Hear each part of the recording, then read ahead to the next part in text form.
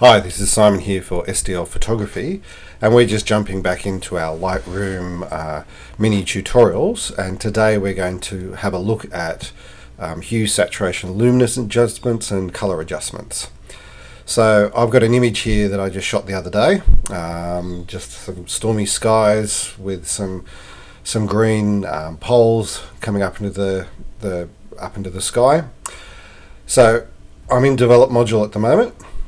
So in order to open up our hue saturation adjustment, we just need to come down to where it says HSL, color and B&W, black and white, and we can open that up. Or we could come up to here and we can actually come and have a look in our tools and target adjustment, hue, saturation or luminance. So if we click on one of those, that'll open up the tool for hue, saturation and luminance. So let me just close that down just again so you can just come into here, open those up. You'll see over here you've got hue, saturation and luminance and all. At the moment I'm clicked on all, we can see all of those there. So if we just click on the hue, you'll just get to see the hues. Now hue is what is the actual color, so we can actually change what is the color of each of those, and it's broken down to red, orange, yellow, green, aqua, blue, purple and magenta, and you can change those. So if we click on it, you can actually see that we can actually change some of those. So if I come into say a green here, because we've got green in here, and we actually do a change on that, you'll see if I move it towards yellow, you'll see that these poles over here will actually change color. And as always, to reset it, we can double click the individual slider.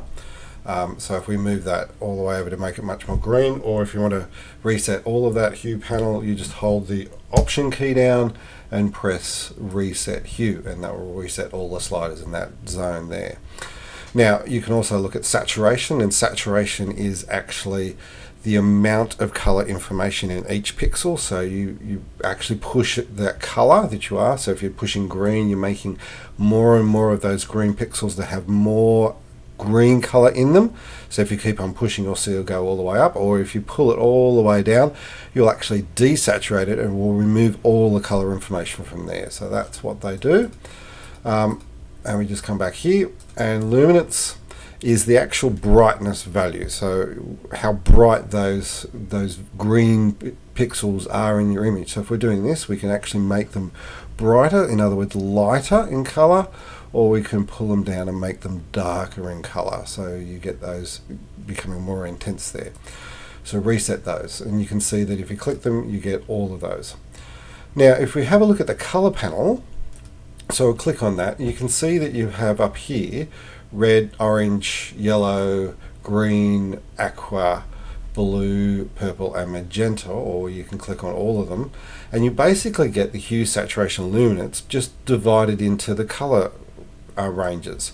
So essentially our hue, saturation, luminance, HSL and color panels here do exactly the same thing, although HSL has one added feature that makes it a much more powerful tool to use. So we'll just come back over here, and that's this target adjustment tool. So if we click over here, let's just actually play with this image a little bit. So and we need to keep in mind that these panels actually work at adjusting the whole image. So they're global adjustments. They're not fine adjustments on a particular section, they are global adjustments.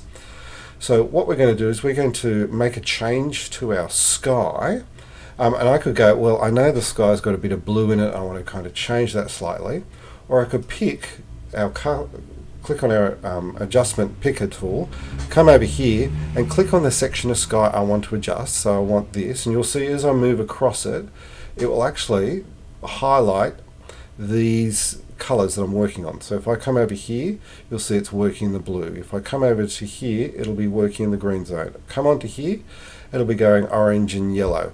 Down into here, it'll be yellow and green. So you can see where it changes. Now if you click it and you drag the slider up, you'll increase the value.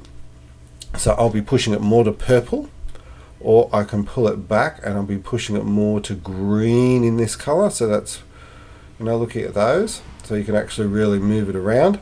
Let's just reset that one. What I actually want to do is actually want to pull the blue out. So I'm actually going to come over to our saturation, and I'm actually going to pull the blue down. So I'm going to make it a bit more grey. I don't want quite so much blue in there. So I'm just targeting just that blue, so I'm just taking some of the blue out and giving it a little bit more grey. I want to make our green in these pillars stand out a little bit more. So what I'll do, come into the saturation, and I'm actually going to click on the green, and I'm going to push the mouse up, so pushing the slider up, and you'll see it's actually working on the green and aqua channel, and we just want to push it up a little bit more, and that gives it that little bit more punch. Come over to this pillar here, and we're just going to push that one up a little bit more, which is pushing a little bit of the green and orange up. So you can see that you've got this image here with a little bit more punch in here. And we can just come down to the luminance. We're actually going to work on the luminance as well. So I don't want my sky being quite so powerful. So I'm going to actually, I can either brighten it up, so push up the luminance values of those, or I'm going to make it a little bit more dramatic. I'm going to pull the colors down, and it's just pretty rough at the moment, and you can see that it's a little too much, pushing. So we're just going to push back up here, and then actually getting the poles and pillars to stand out more against the sky. So you can see you can actually move that around. Now if I wanted to change the color of these pillars, I can come up into the hue and actually I want to push those. If I move it up, I'm going to push it into this more really greeny color, or if I pull it down, I'm going to get more into the yellowy colors. So let's just push it up a little bit more. Let's make it a little bit more intense in the green, a little bit brighter. Okay, so don't have to be heavy-handed on this, but you can see it makes quite a difference. So if we jump between what was our image beforehand, that one, to this one, you can do some selective adjustments just with our hue, saturation, and luminance, and that will just affect our colors globally. It's the same if we look at the color. So let's just reset all of these. So we're just going to reset our image, bring it all back. So if we look at the color, we can go, I just want to actually work in green, and you can see I can't target the two colors at once. So I want to just push up my saturation on green slightly. I want to pull my luminance down just a little bit. I know I want to push my saturation up on my aqua a little bit and pull the luminance down just slightly. If I was coming into the blue, I might actually decrease the blue slightly to give it in saturation, to give it a little bit more of that grey. So you've got to know what colours you're using in the image in order to work really well in the colour palette. It's much easier to do it in the HSL with our target selection. So you can click on your target selection, come across the section that you want to adjust, and make the changes. So if you wanted to adjust these rocks and bring them down in their saturation so they're much more grey in colour, or you could bring them up in their saturation so that they're a bit more punchy in their colour. It's much easier to do it in the HSL rather than the colour. So this has been Simon Lee for SDL Photography, just taking you through this little section on HSL and colour panel in Lightroom. Thanks very much.